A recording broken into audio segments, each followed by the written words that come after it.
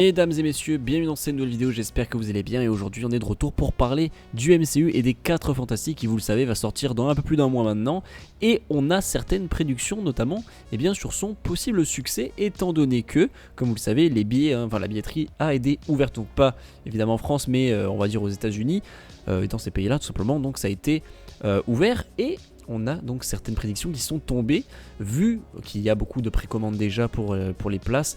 Eh bien, on a déjà quelques résultats. Et donc, on va en parler aujourd'hui, puisque, c'est quand même une très très bonne nouvelle. Cette vidéo, c'est un peu la suite aussi d'une vidéo que j'avais fait il y a quelques jours sur aussi les 4 Fantastiques et sur le dernier espoir qu'ils représentent pour le MCU. Étant donné que nous sommes quand même sur 2 gros flops consécutifs avec Captain America Brave New World et Thunderbolts, qui est quand même excellent, mais bon, qui n'a vraiment pas marché.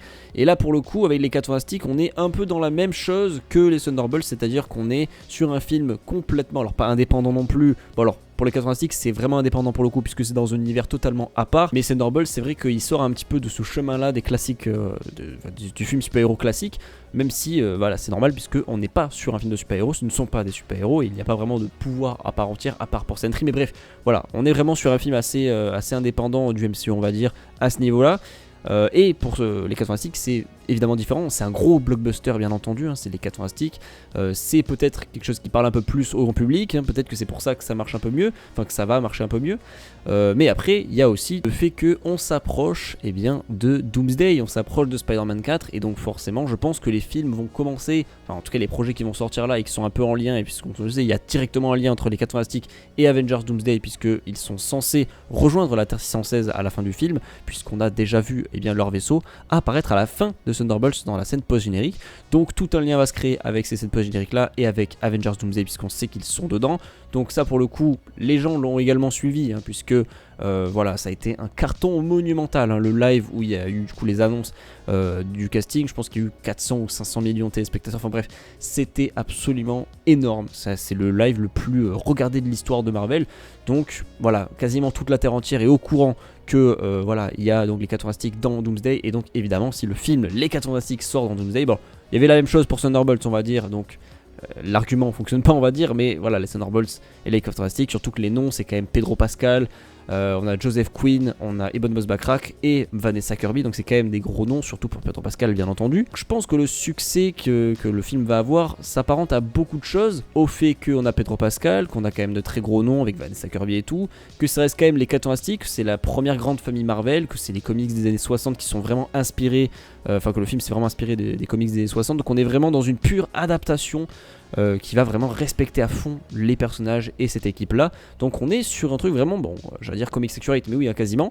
Donc et puis on a aussi les trailers qui ont vraiment beaucoup marché, donc je pense que la communication autour du film pour l'instant c'est un sans faute. Ils ont pas tout dévoilé dans les trailers, et ça c'est cool en tout cas pour le moment, même si on sait évidemment que Galactus est le méchant et qu'il y a évidemment Chalabal, donc la surfeuse d'argent. Mais voilà, après on ne sait pas vraiment comment les choses vont se dérouler pour qu'ils arrivent à quitter cette planète là, ou en tout cas cet univers là, pour ensuite aller dans Avengers Doomsday. Voilà, tout ça on ne sait pas, on ne sait vraiment pas comment ça va se dérouler. On sait également via les trailers, et ça c'est vrai que c'est un peu dommage de l'avoir dit, même si on s'en doutait, que Franklin Richards est bel et bien donc dans le MCU, puisqu'il va naître dans le film. Ça c'est dommage de l'avoir mis, parce que pour le coup, ça c'était vraiment des officialisations, enfin c'était quasiment des officialisations, mais on n'était pas sûr à 100%, on va dire. Là pour le coup on est au courant, et en plus de ça, ça veut dire vraiment qu'il aura un rôle très important dans Avengers Doomsday et même dans Secret Wars aux côtés de Doom, comme c'est le cas dans les comics. Donc ça malheureusement, c'est bon, pas un petit spoil non plus, mais voilà, c'est quand même dommage de ne pas l'avoir gardé. Mais à part ça, en termes de communication, je trouve que le film est absolument génial, il montre vraiment de très bonnes choses dans les trailers, et j'ai très hâte de voir ça. Et donc pour en revenir aux précommandes du coup, et aux tickets qui ont été vendus pour le moment, le film est actuellement classé parmi, encore c'est pas fini, puisqu'il va y avoir évidemment d'autres pays qui vont l'avoir, notamment le nôtre, et même c'est pas encore fini, les précommandes viennent à peine de sortir, et le film est déjà placé 15e au classement des meilleurs week-ends d'ouverture du MCU, les plus rentables en tout cas de l'histoire du MCU. Il est passé 15e, donc à la place de Iron Man 2, et Iron Man 2 avait fait à l'époque 128 millions de dollars d'entrée de week-end, quoi, enfin de week-end d'ouverture. Il a fait 128 millions. C'est pas mal. c'est vraiment pas mal. Alors 15ème, beaucoup de gens vont dire oui, c'est pas ouf. Alors c'est certes peut-être pas ouf pour vous, mais Iron Man 2 avait failli arriver aux 700 millions et au final il était arrivé je crois à 650 ou 630, un truc comme ça. Bref, en tout cas il avait vraiment bien marché pour le coup. Donc voilà, c'est quand même un sacré week-end d'ouverture et un sacré succès pour Marvel à l'époque. C'était en 2010, hein, c'était les débuts, mais quand même c'était un vrai succès. Donc voilà, si les 4 Fantastiques déjà arrivent aux 600 ou 700 millions, je pense qu'on peut déjà quand même parler de succès, même si c'est vrai que voilà, c'est vrai qu'on s'attendait quand même un peu plus. Mais bon, ça restera quand même un succès et je ne pense pas que ce sera vraiment un obstacle pour une suite. À titre de comparaison, le premier dans ce classement-là, bah, c'est évidemment Avengers Endgame qui avait fait 357 millions au week-end d'ouverture. Bon, après le film a fait 2 milliards, donc évidemment là on est sur un autre succès, mais c'est le double, littéralement même plus que le double. Donc voilà, c'est normal, on est quand même sur autre chose. Et je trouve personnellement que c'est plutôt une bonne chose, voilà, que les 4 Fantastiques arrivent quand même à ce genre de statistiques quelques jours après le début, voilà, de l'ouverture des tickets et tout. Donc je trouve que c'est plutôt pas mal. Il y a, à part Deadpool et Wolverine, aucun film récent qui figure dans ce classement. Même si vous considérez peut-être Spider-Man No Way Home comme étant récent, mais bon, c'était quand même il y a 4-5 ans, donc voilà, ça date quand même. En tout cas, sur ces dernières années, il n'y a que Deadpool et Wolverine et donc du coup les 4 Fantastiques qui figurent dans ce classement, donc c'est quand même pas rien. J'ai oublié, il y avait évidemment Doctor Strange in the Multiverse of Madness qui lui aussi avait beaucoup marché, mais bon, voilà, on est quand même sur des succès différents. Doctor Strange, bon, c'est quand même une licence, j'ai envie de dire, voilà, assez sûre hein, en général. Là, c'est vrai que Marvel vont dans un truc assez nouveau. Les 4 Fantastiques, ils ont pas eu d'adaptation au cinéma depuis 10 ans. Le dernier, c'était vraiment pas terrible, et les anciens, voilà, beaucoup de gens s'en rappellent, mais c'est vrai que voilà, ils ont assez mal vieilli, je trouve, et c'était il y a 20 ans quasiment, donc vraiment c'était il y a très très longtemps. Et là, attention, je mets voilà, des petits warnings hein, concernant le succès de ce film. Alors certes, je pense qu'il va marcher, hein, puisque bon là c'est quand même assez officiel, je pense quand même qu'il va marcher. Ça m'étonnerait qu'il fasse 121 millions et que 2 semaines après il retombe complètement. Alors c'est pas impossible connaissant le MCU, mais ne nous ambiançons pas.